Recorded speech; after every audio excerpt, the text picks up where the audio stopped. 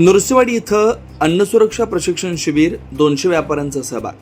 श्री क्षेत्र नृसिंहवाडी इथं अन्न व औषध प्रशासन कोल्हापूर तसेच food safety and standards authority of India नवी दिल्ली यांच्या संयुक्त सहकार्यानं आणि श्री दत्त व्यापारी असोसिएशनच्या वतीनं अन्न सुरक्षा व स्वच्छता विषयक प्रशिक्षण कार्यक्रम आयोजित करण्यात आला.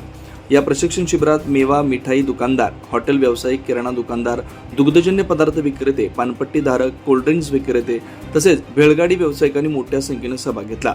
प्रशिक्षणामध्ये अन्न सुरक्षिततेचे नियम, अन्न पदार्थ सुरक्षितपणे हाताळण्याच्या पद्धती तसेच निर्जंतुकीकरणाबाबत सविस्तर मार्गदर्शन करण्यात आलं. यावेळी श्रीमंती क्रांती घोडके यांनी प्रभावी पद्धतीने प्रशिक्षण देत उपस्थितांना मार्गदर्शन केलं. अन्न व औषध प्रशासनाचे अधिकारी रमाकांत पाटील व विजय पाचपुते उपस्थित होते. कार्यक्रमास दत्त व्यापारी असोसिएशनचे अध्यक्ष अनंत धनवडे, उपाध्यक्ष शशिकांत पुजारी, दादा गवळी, प्रदीप धनवडे, दयानंद कुमटेकर तसेच सुशांत गवळी, गौरव गवळी, अश्विन गवळी, अमित गवळी, संदीप जिरगे, योगेश गवळी, सारंग चव्हाण, सागर बावलेकर, परमानंद सुनकी, महेश मुळे, बाहुबली हिंगणगावे आदींचे सहकार्य लाभलं. किराणा व्यावसायिकांच्या वतीनं अजय बोरगावे, भोजनालयाच्या वतीनं विशाल सोमण यांच्यासह विविध व्यावसायिकांनी आपल्या समस्या मांडल्या. आयोजकांकडून त्यांचं निरसन करण्यात आलं.